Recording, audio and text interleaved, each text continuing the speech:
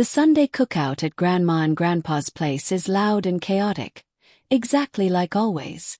I'm standing at the long plastic table refilling cups of lemonade when my mom, Denise, taps her glass with a fork. The whole backyard goes quiet. Aunts, uncles, cousins, even my dad stops flipping burgers to look. Not everyone is college material, Mom announces, her eyes sliding toward me. Some people just aren't cut out for it. My stomach drops. She's talking about me. In front of everyone.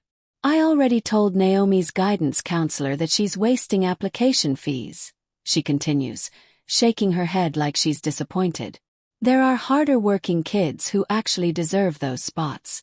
Kids who won't just drop out. A few relatives laugh nervously. Others suddenly find their potato salad very interesting. My cheeks burn hot and I can't breathe right. I want to defend myself, say something, anything, but my throat feels closed. Then the back gate creaks open. The mailman walks through, holding a thick envelope. Special delivery for Naomi Grant, he calls out. Grandma practically jumps up. That's her. Bring it here. My hands shake as I take the envelope. It's heavy, official looking. The return address says Lakeview State University in bold blue letters. Open it, sweetheart, Grandma urges, her eyes bright. I glance at Mom. Her smile is frozen on her face, but her eyes are hard. I tear open the envelope and pull out the letter. The first word I see makes my heart explode. Congratulations. Congratulations, I read aloud, my voice cracking. You have been admitted to Lakeview State University, early decision, for the fall semester. The backyard erupts. Grandma screams and hugs me so tight I can barely breathe. Grandpa's clapping and wiping his eyes. My little cousin Maya is jumping up and down squealing. Even Uncle Joe is whistling and shouting, "That's my niece." But through all the noise, I hear Mom's voice cutting through like a knife. That has to be a mistake. Everyone goes quiet again. Mom walks over and snatches the letter from my hands. "Let me see that," she says, scanning it like she's searching for proof I cheated. "They probably accepted you through some pity program. You know, for students who need extra help." My face burns with shame. I can feel everyone watching. "Denise, come on." Dad finally speaks up, but his voice is weak. He's just standing there with the spatula in his hand, not really doing anything to stop her. My heart cracks. He won't fight for me. He never does. Uncle Joe clears his throat. "Well, what about scholarships? Financial aid? Lakeview isn't cheap." Mom's head snaps toward him. "We are not paying for this fantasy," she announces loudly. If Naomi wants to waste her time pretending to be something she's not, she can figure it out herself. The celebration is dead. Everyone's looking at their feet now. I force a smile and fold the letter carefully. "I'll figure it out," I say quietly. Inside I'm already planning. If she wants a war, I'll give her one. That night, I'm lying in my tiny bedroom staring at the acceptance letter I taped to my wall. I can hear Mom in the living room talking to my older brother Kyle about me. "She'll just drop out like she does everything else," Mom's voice carries through the thin walls. Mark my words. I grab my phone and scroll through my emails, trying not to cry. Then I see it. A new message from Ms. Patel, my guidance counselor. The subject line makes my heart race. Competitive full-ride scholarship opportunity. I sit up so fast I almost fall off the bed. Ms. Patel wants to meet with me tomorrow to discuss applying for a scholarship that covers everything. Tuition, housing, meals, books. Everything. I'm reading the email for the third time when I hear Mom's voice again, but closer now. She's on the phone in the hallway right outside my door. "Ms. Patel." "Yes, this is Denise Grant, Naomi's mother." My blood runs cold. I press my ear against the door. "I need to be honest with you," Mom says, her voice dripping with fake concern. "Naomi isn't emotionally stable enough for college. She can't handle pressure. You should really focus on students who can actually succeed." My hands are shaking with rage. I grab my old backup phone from my desk drawer and quietly open my door just a crack. I hit record and capture every single word. When Mom finally hangs up, she turns and sees me standing there. She smiles sweetly. "You'll thank me later, sweetie." I clutch the phone behind my back, my heart pounding. I've got her now. At school the next day, Ms. Patel calls me into her office. She looks uncomfortable, fidgeting with her pen. "Naomi, I wanted to talk to you about the scholarship," she starts carefully. "The slots are very limited, and I just want to make sure you're really ready for the pressures of college life." My stomach twists. Mom got to her. "What do you mean?" I ask, playing innocent. Ms. Patel hesitates. "Well, your mother called yesterday and raised some concerns. She's worried about your emotional readiness." I feel my throat getting tight, but I don't let myself cry. Instead, I lean forward. "Ms. Patel, should scholarship decisions be based on documented facts and my actual work, or on a worried parent's opinion?" She blinks, surprised. "Because I have facts," I continue. "I have my transcript, my essays, my volunteer hours. And I have something else too." That night, I sit at my computer and compose the most important email of my life. I attach the recording of Mom's phone call, my transcript showing straight A's, my college essays, and 3 letters of recommendation from teachers. At the end I write, "Please judge me by my work, not my mother's fear." I hover over the send button for a full minute, my finger shaking. Then I click it. I lie awake all night wondering if I just destroyed my chances or finally took control of my future. A week drags by like a month. Every time I see Ms. Patel in the hallway, my stomach flips, but she just gives me a small nod and keeps walking. Then on Friday, she asks me to stay after class. My heart is pounding so hard I can hear it in my ears as I walk to her office. She closes the door and sits down, her face serious. "Naomi, I owe you an apology." Freeze. "I let your mother's words influence my judgment, and that was wrong," she says, looking me straight in the eye. "I forwarded your materials to the scholarship committee chair. I also flagged your email as important context, and I told them I'm advocating for you." Relief floods through me so fast I almost cry. "Thank you," I whisper. "You fight for yourself very well," Ms. Patel says softly. "Don't let anyone take that from you." I leave her office feeling like I'm floating. Then my phone buzzes with a text from Mom. "Come straight home. No wasting time with useless school clubs." When I walk through the front door, I know something's wrong immediately. Mom is sitting at the kitchen table, and my acceptance letter is in front of her, folded neatly. "I've been having second thoughts," she says calmly, running her finger along the edge of the paper. "I think I might call Lakeview and withdraw your application. Tell them you've changed your mind." My lungs feel like they're being squeezed. She's going to destroy this for me. But then I remember she doesn't control my email. She doesn't control Ms. Patel. She doesn't control the scholarship committee. For the first time, I realize her power over me is smaller than I thought. I start living 2 completely different lives. At home, I'm the quiet daughter who nods and stays out of Mom's way while she makes jokes about my fake college girl act, and brags to relatives about Kyle's promotion at the auto shop. I don't argue. I don't fight back. I just let her think she's winning. But at school, I'm someone else entirely. Every spare minute, I'm in the computer lab. I'm researching scholarships, grants, work-study programs, and part-time jobs near campus. I find 17 different scholarship applications and start filling them out one by one. I set up a shared Google Drive for all my important documents, essays, recommendation letters, financial papers, so nothing can mysteriously go missing from my room. One afternoon, I discover a local essay contest. The prize is $1,500, enough to cover my enrollment deposit and first semester books. The topic is, "What does freedom mean to you?" I almost laugh out loud. If anyone knows about freedom, it's me. That night, I sit at my desk pretending to work on math homework while Mom watches TV in the living room. But I'm actually pouring every ounce of pain, anger, and hope into that essay. I write about living in a house where someone else decides your worth. I write about breaking free from voices that tell you you're not enough. When I finally finish at 2 in the morning, my hands are cramping and my eyes are burning. But I feel powerful. I hit submit and whisper to myself, "Try to stop me now." 3 weeks later, I'm sitting in the town library's small community room with sweaty palms and a racing heart. They're announcing the essay contest winners. And Mom refused to come. She said she doesn't support fantasies. But Grandma and Grandpa are here, sitting in the front row with proud smiles. The librarian steps up to the microphone. And our first place winner, with an essay that moved us all to tears, is Naomi Grant.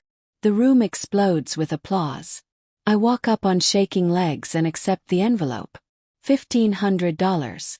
Real money that Mom can't touch. After the ceremony, Grandma pulls me aside in the hallway. Her eyes are watery, and she's gripping my hand tight. "We need to show you something," she whispers. An hour later, I'm sitting in their living room watching Grandpa open an old metal lockbox from under their bed. Inside are bank statements, deposit slips, and a small notebook filled with Grandma's careful handwriting. "We've been saving for you since you were born," Grandpa says, his voice thick. "It's not a fortune, but it's yours." The number on the statement makes me gasp. Combined with my essay prize, it's enough to make a real difference. "We're opening an account in your name only," Grandpa insists. "No one else touches it." I sign the forms with trembling hands, tears dripping onto the paper. When Grandpa drives me home that evening, I rehearse what I'll say when Mom demands to know about the money. I walk through the front door and she's already waiting, arms crossed, a bank statement in her hand. My blood turns to ice. "Where did you get this?" I ask, staring at the paper with my name and Grandma's signature on it. Mom's eyes are blazing. "Your grandmother showed it to me. I told her I needed to see it for transparency. For the family." My heart sinks. Grandma didn't know she was walking into a trap. "You're stealing their retirement money," Mom hisses. "For what? So you can go party in some dorm. They worked their whole lives for that money, and you're just taking it for your selfish fantasy." "It's not stealing," I say, my voice shaking. "They gave it to me. It's in my name. We'll see about that." Mom grabs her phone and dials Grandma right in front of me, putting it on speaker. "Mom, you need to move that money back," she says the second Grandma answers. "Naomi's manipulating you. If you don't fix this, I'm cutting her off from this family completely. She won't be welcome at holidays, birthdays, nothing." I hear Grandma's shocked silence on the other end. Dad walks in from the garage, wiping his hands on a rag. "Denise, calm down. Stay out of this." Mom snap. I step forward, my whole body trembling but my voice somehow steady. "The account is legal and in my name. You can't touch it." Mom's eyes narrow dangerously. "Fine. Then you can start paying rent. Every month you've been freeloading under my roof. That'll be $400 a month, starting retroactively from your 18th birthday." My mouth goes dry. That's thousands of dollars. That night, hiding under my covers with my phone, I search emancipation financial rights and tenant laws for minors. This fight is getting bigger than I ever imagined. 2 weeks later, Ms. Patel pulls me aside after class. "The scholarship committee wants to interview you. It's this Friday, over Zoom." My stomach flips. What should I say? She hesitates. "They might ask about your family support system. Just be honest, but professional." I spend the next 3 days practicing answers in the mirror. We have different views. I'm learning to be independent. I'm focused on my education. Friday afternoon, I lock my bedroom door and log into the Zoom call. 3 serious-looking adults appear on screen. 2 women and 1 man, all in business clothes.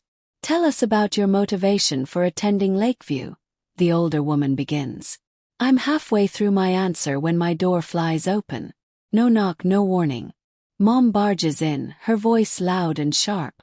"Naomi, why are you wasting time talking to strangers? I need you to start dinner." My face goes hot with humiliation. I frantically mute my microphone and try to wave her out, but she's not moving.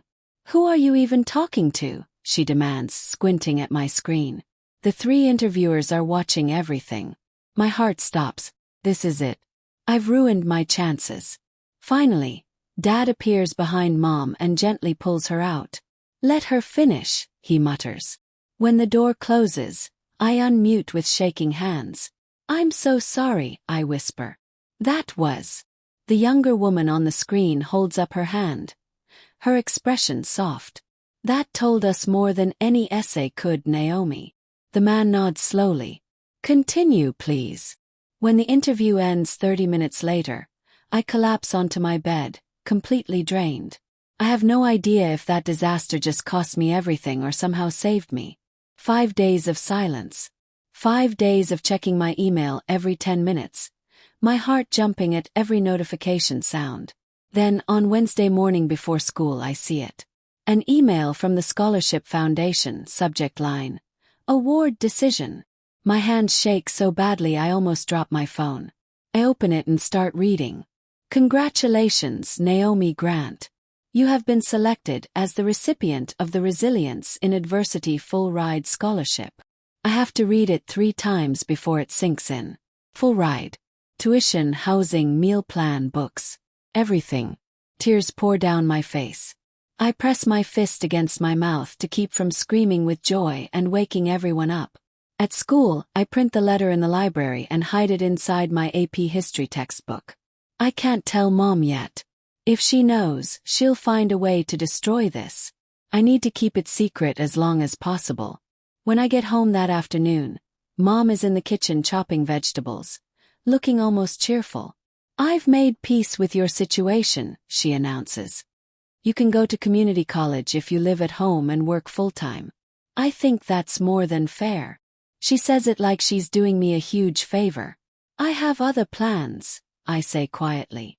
Her knife stops moving. Her eyes snap to mine, narrow and cold. What plans? I'll tell you when it's time. You'll regret humiliating me, she says, her voice low and dangerous. I'm your mother. You don't keep secrets from me. I go to my room, close the door, and slide the scholarship letter out of my history book. I read it again, whispering the words to myself like a prayer. This is real. This is mine. And she can't take it away. The secret lasts exactly 4 days. Ms. Patel posts a photo on the school's Instagram account celebrating seniors who received major awards. My name is right in the center with the words, Full Ride Scholarship Recipient, underneath. Within minutes, my phone explodes. Text after text from classmates. OMG, congrats. You did it. So proud of you. Then one message that makes my blood run cold. From Mom. What is this? Come home now. I walk through the front door 20 minutes later. Mom is standing in the living room, her phone screen shoved in my face, showing Ms. Patel's post. You went behind my back, she hisses.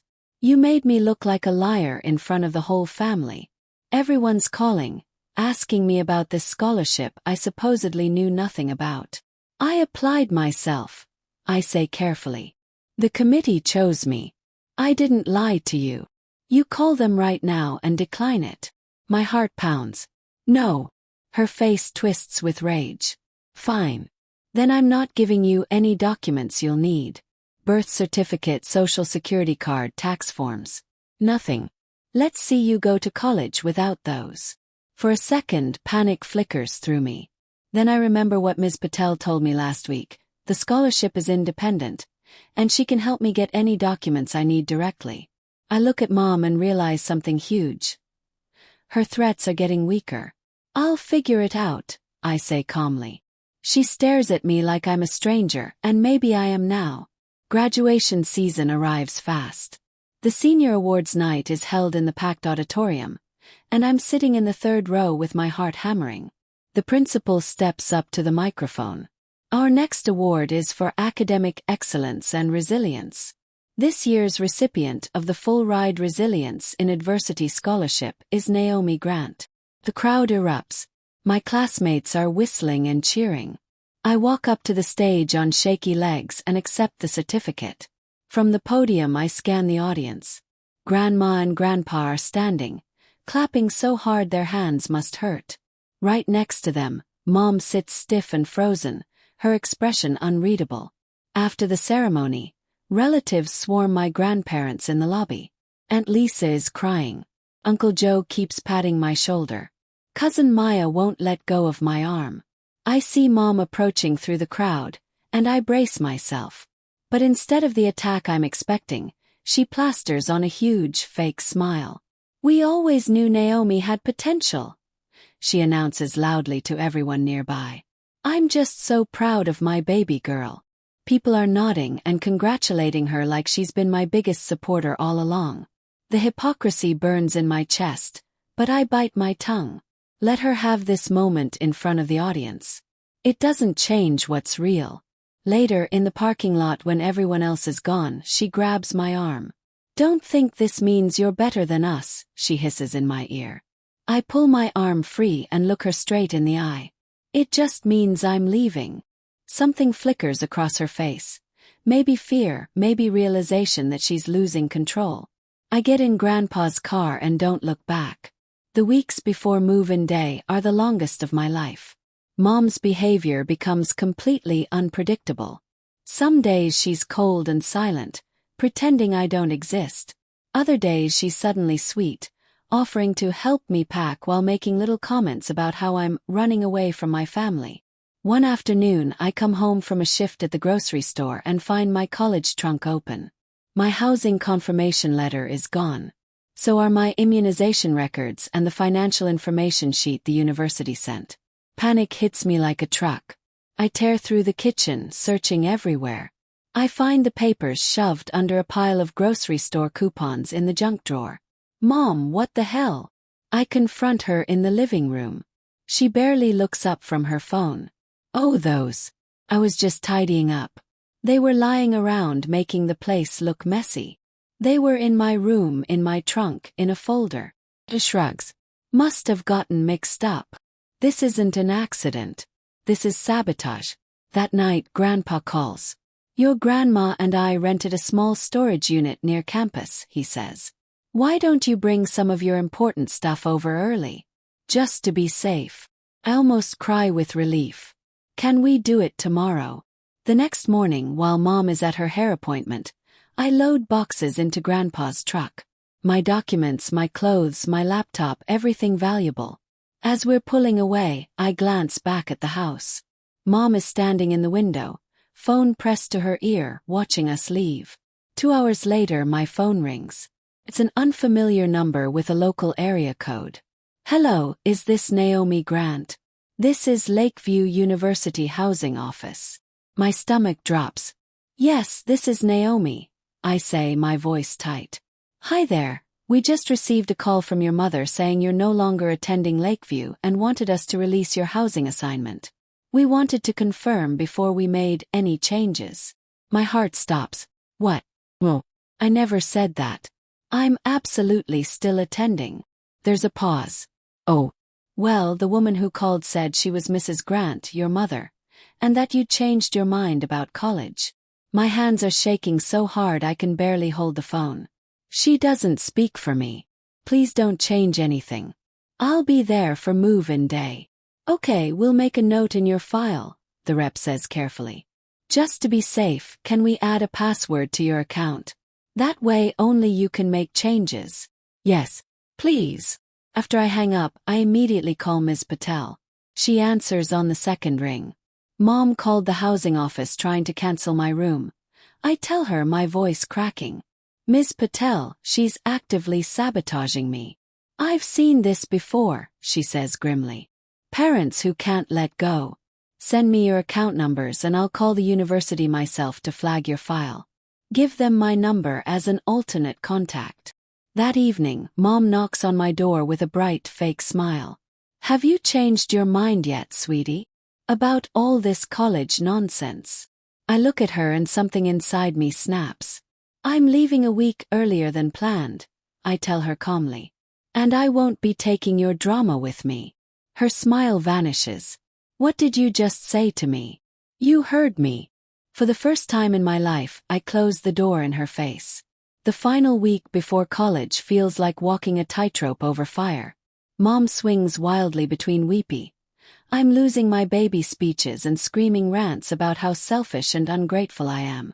Dad starts working double shifts at the plant, barely coming home. I think he just can't handle the tension. On my last night, Mom insists on a family dinner. I sit at the table, tense and suspicious, waiting for the trap. Comes during dessert. Mom stands up with her wine glass and gives this long, dramatic speech about sacrifice and family loyalty. She talks about everything she's done for me, every meal she cooked, every ride she gave me, making herself the hero of my entire story. Then she reaches into her purse and pulls out an envelope. "Since you insist on going to college against my advice," she says, her voice trembling with fake emotion, "I have one condition." She slides a folded paper across the table. "Open it." It's a contract. An actual typed-up contract with legal-looking language. It says I agree to repay all parental support provided during my childhood and adolescence, with 6% interest, to be paid from any future salary or earnings. My hands start shaking. She wants me to pay her back for raising me. "Sign this or don't bother coming back to this house," Mom says. "Ever." Dad is staring at his plate, saying nothing. I fold the paper slowly and tuck it back in the envelope. I look up at Mom and smile sweetly. "I'll think about it," I say. Upstairs, I take a picture of the contract and email it to Ms. Patel, my scholarship advisor, and the university's student legal services with the subject line, "Is this legal? This might become evidence someday." Move-in day finally comes. Grandpa's old truck is packed with my boxes and bags. Grandma made sandwiches and snacks for the road. The morning sun is bright and warm, and I feel 10 pounds lighter just knowing I'm leaving. Mom stands on the front porch in her bathrobe, arms crossed, face stone cold. "I'm too hurt to come," she announces to no one in particular. "After everything I've done, this is how you repay me." I hug Grandma tight, then Grandpa. Then I turn to Dad. He pulls me into an awkward hug and whispers, "I'm proud of you, kiddo." Then he slips a small envelope into my jacket pocket. "Just in case," he murmurs. As Grandpa's truck pulls away, I glance back one last time. Mom is watching from behind the living room curtain, her face pale and angry. "Don't wave." 2 hours later, we arrive at Lakeview. The campus is buzzing with students, parents hauling mini-fridges, RAs directing traffic. Everything is loud and chaotic and perfect. The RA at my dorm hands me a key with a smile. "Welcome home," she says. I walk into my tiny dorm room, and the second the door closes behind me, I burst into tears. Not sad tears, relief tears. Freedom tears. Later that afternoon, I get an email from the scholarship office inviting me to a welcome reception. When I arrive, the director pulls me aside. "We'd like you to be one of our keynote student speakers," she says. My heart stops. Me. Speak in front of everyone.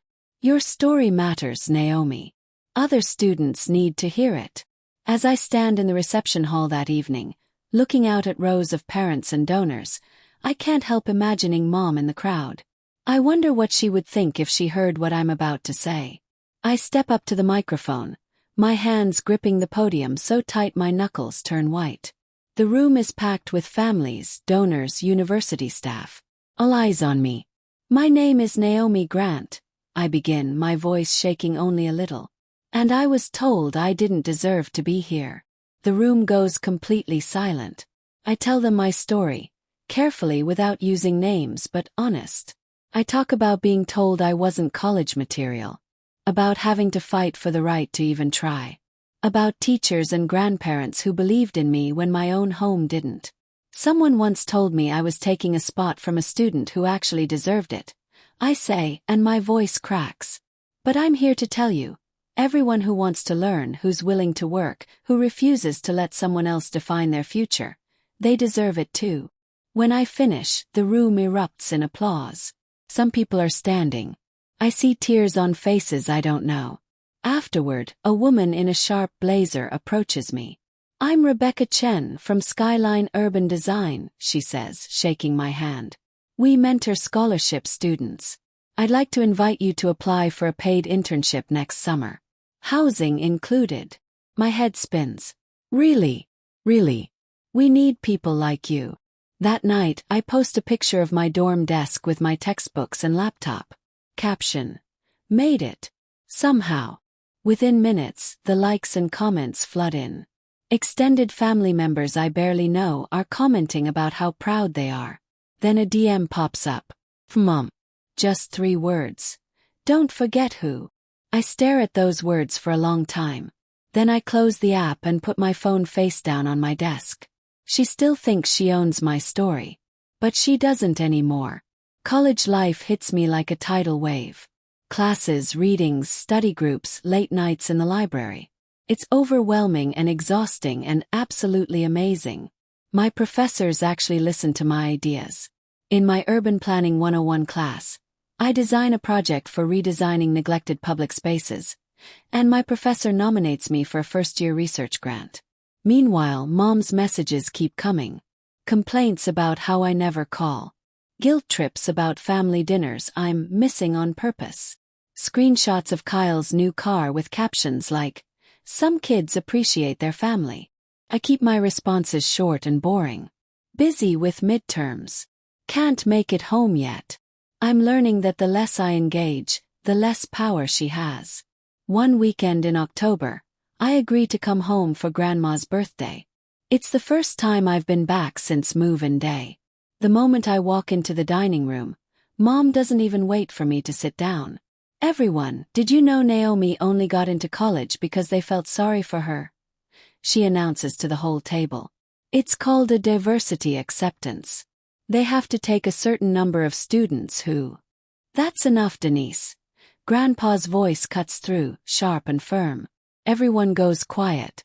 Grandpa reaches into his shirt pocket and pulls out a folded piece of paper. He smooths it on the table.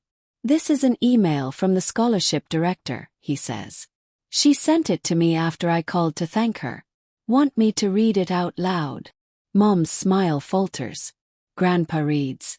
"Naomi's application was one of the strongest we've ever received. Her academic record, essay, and resilience in the face of adversity made her a unanimous choice." The room is silent. Grandma is crying quietly, dabbing her eyes with a napkin. I sit down slowly, my heart pounding. Uncle Joe clears his throat. "Well, that settles that." Mom doesn't say another word for the rest of dinner. After Grandma's birthday, something shifts in the family. Aunts who used to stay quiet when Mom made jokes about me start asking genuine questions about my classes. Uncle Joe asks if I can talk to his daughter about applying to college. Cousin Maya texts me for homework help. Mom gets colder toward me, but her audience is shrinking. A few weeks later, I get an unexpected phone call from the scholarship director. "Naomi, we're hosting our annual donor gala in December," she says. "We'd like to feature you as one of our spotlight students. You'd share your story on stage." My stomach flips. A gala? Like formal clothes and speeches? Exactly. And each student can bring 2 guests. 2 guests. My mind immediately goes to Grandma and Grandpa. But then there's a pause, and I realize what this moment means. Could invite Mom. Let her see the spotlight, bask in reflected glory, maybe even feel proud. Or I could keep that seat for someone who actually believed in me. "Can I send you the names by next week?" "Yes." "Of course." That night, I lie in my dorm bed staring at my phone contacts. My thumb hovers over Mom's name for a long time. Then I scroll past it and text Grandma and Grandpa instead.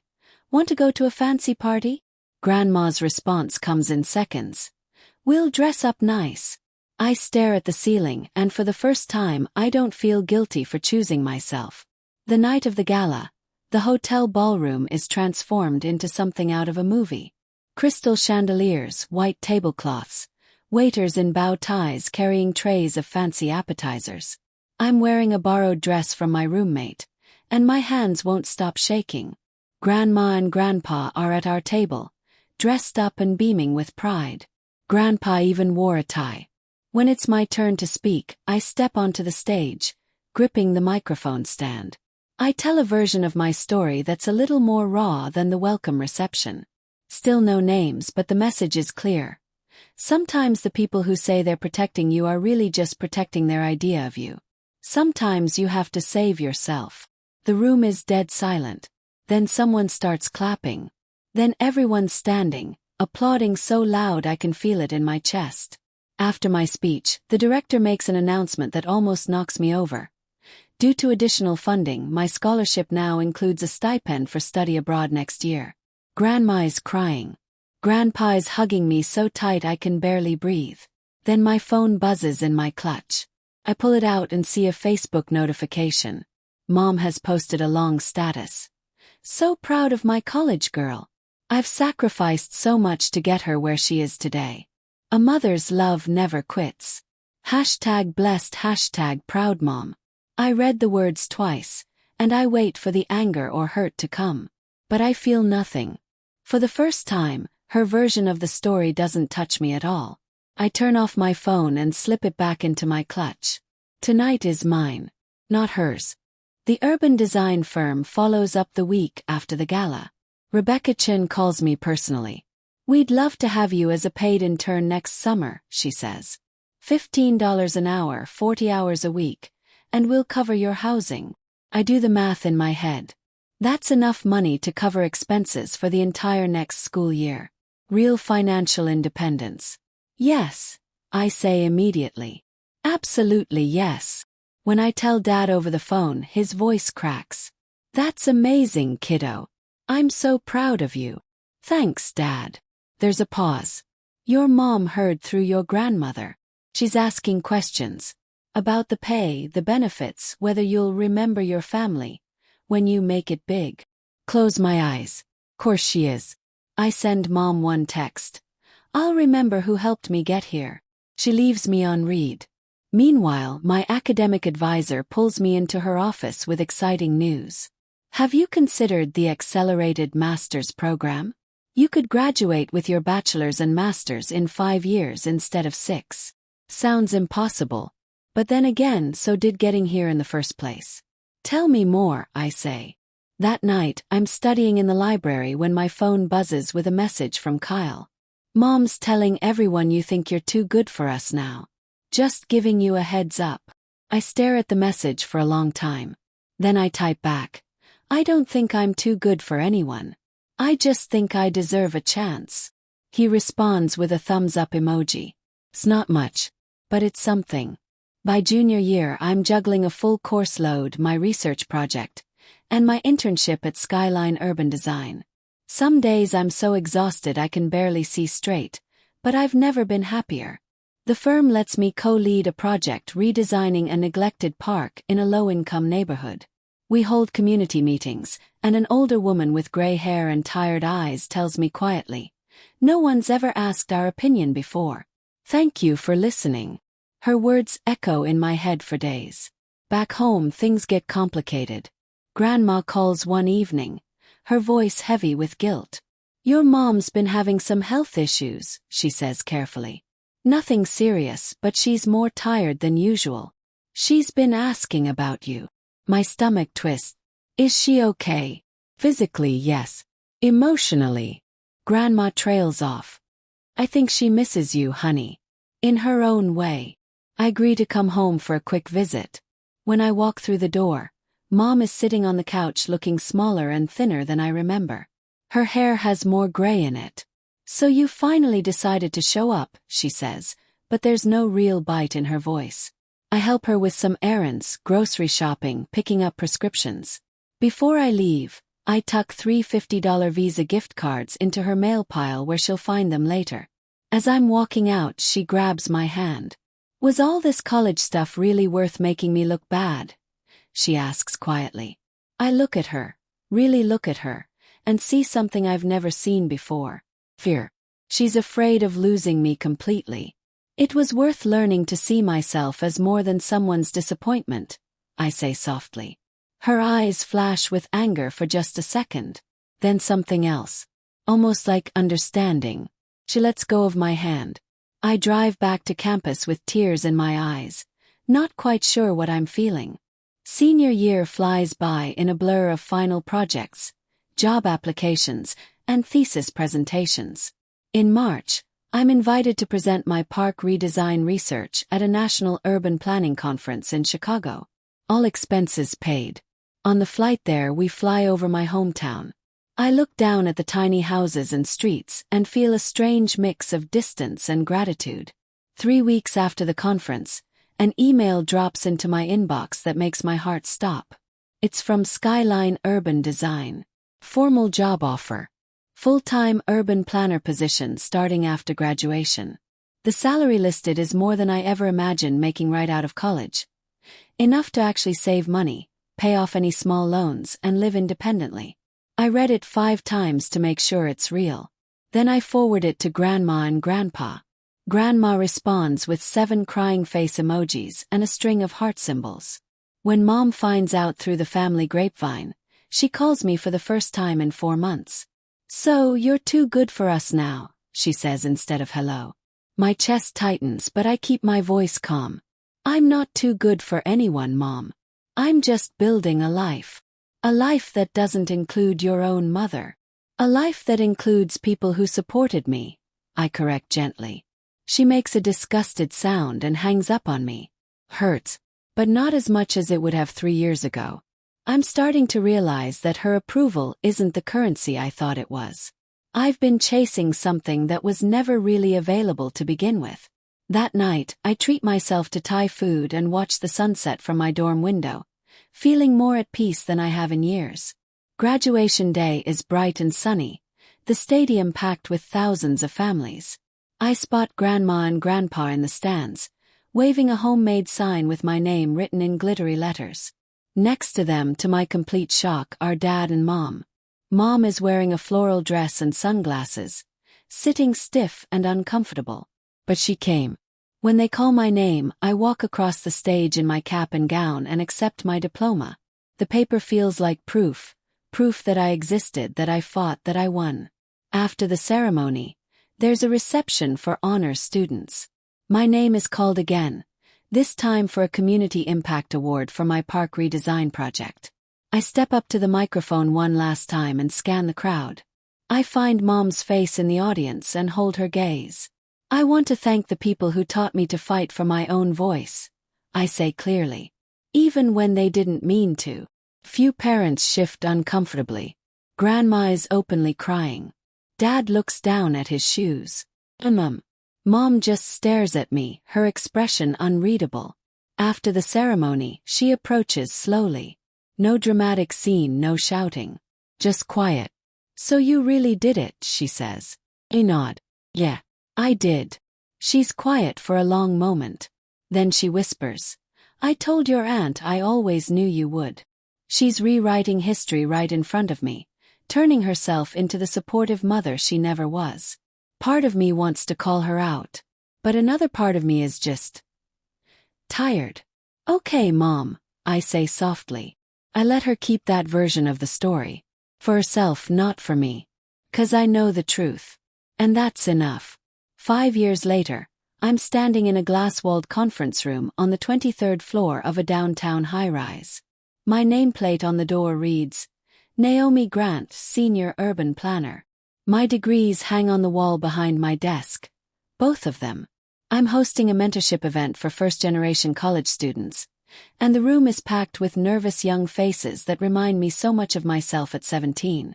I was told I didn't deserve college, I tell them. I was told I was wasting everyone's time and that I should give up my spot for someone more deserving. They lean forward, listening hard. But here's what I learned. You are the only person who gets to decide what you deserve. Not your parents, not your teachers, not anyone else. You.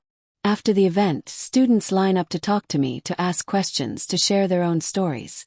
A girl with tears in her eyes tells me her mom said the exact same thing to her. I give her my card and tell her to email me anytime. My phone buzzes with a text from Grandma. It's a photo from a family cookout, the same backyard, the same plastic tables. In the picture, Mom is holding up a framed newspaper article about me. The headline reads, Local woman redesigns city's future, one park at a time. Grandma's caption, She brags about you non-stop now. I stare at the photo for a long time. A small, sad smile tugs at my lips. I text back, Tell her thanks for the motivation. Then I turn back to the students waiting to talk to me, ready to help them write their own escape stories. Because no one should ever have to believe someone who tells them they don't deserve a future. Not anymore.